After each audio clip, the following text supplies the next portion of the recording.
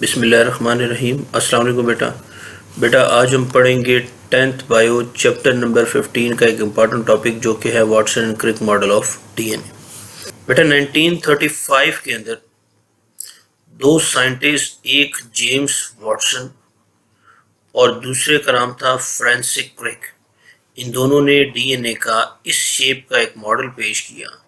इस मॉडल को कहते हैं Watson and Crick model of DNA. इस मॉडल के मुताबिक डीएनए जो है वो इस तरह, ये देखें, ये एक स्ट्रैंड है, इसके साथ इसी तरीके से ये दूसरा स्ट्रैंड है, तो दो स्ट्रैंड से मिलकर बना होता है और दोनों स्ट्रैंड के दरमियान में ये जो लाइंस हैं ये हाइड्रोजन बॉन्ड्स को रिप्रेजेंट करती हैं।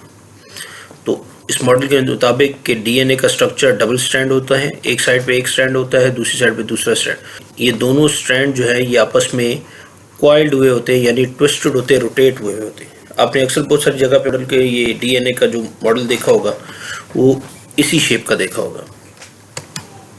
जो भी एक स्ट्रैंड होता है उसके दो हिस्से होते हैं, एक होता है उसके बाहर की तरफ, एक होता है उसके अंदर वाली साइड।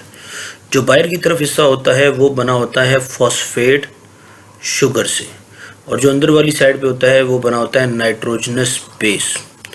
डायग्राम में देखें, ये जो मैं लाइन लगा रहा हूँ,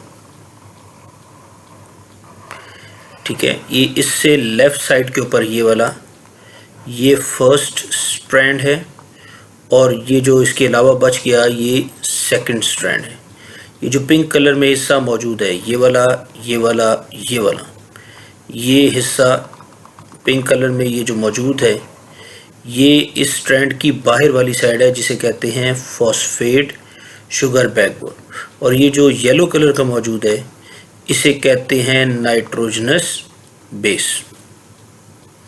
इसी तरह ये दूसरा स्ट्रैंड है, दूसरे स्ट्रैंड के भी ये देखें यहाँ पर ब्लू कलर से रिप्रेजेंट किया गया है, तो ये जो ब्लू कलर का हिस्सा यहाँ पर मौजूद है ये भी इसका बाहर वाला हिस्सा है दूसरे स्ट्रैंड का, और ये भी कौन सा है, फॉस्फेट शुगर। और ये जो येलो कलर का हिस्सा है ये भी कौन सा है, ये उसी तरीके से नाइट्रोजनस बेस मौजूद है। अब ये देख रहा है, ये जो मैंने बताया ये वाइट कलर के ये दो स्ट्रैंड्स के दरमियान में हाइड्रोजन बॉन्ड होते हैं। ये जो हाइड्रोजन बॉन्ड्स हैं, ये जो मैंने दो स्ट्रैंड्स के दरमियान में वाइट लाइन से रिप्रेजेंट किए, ये हाइड्रोजन बॉन्ड असल में हर स्ट्रैंड के अंदर वाला हिस्सा यानी नाइट्रोजनस बेसिस के दरमियान में बने होते हैं, और ये बॉन्डिंग बहुत ही ज़्यादा स्पेसिफिक होती है। नाइट्रोजनस बेसिस जो हैं वो चार किस्म की होती हैं।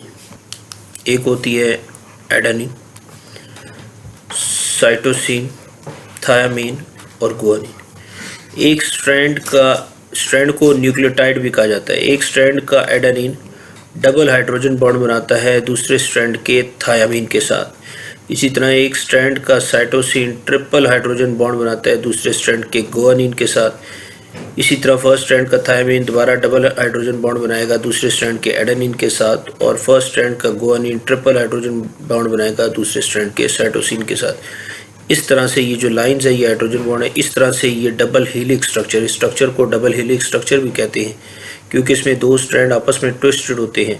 इस तरीके से ये डबल हेलिक्स स्ट्रक्चर बनता है डीएनए का, और इसी को Watson and Crick model of DNA कहा जाता है। बेटा इसके बारे में अगर मज़ीद कोई क्वेश्चन है तो वो आप कमेंट सेक्शन में पूछ लीजिएगा। नोट्स हमारे जो हैं वो हमारी वेबसाइट के ऊपर मौजूद हैं, आप वहाँ से डाउनलोड कर सकते हैं।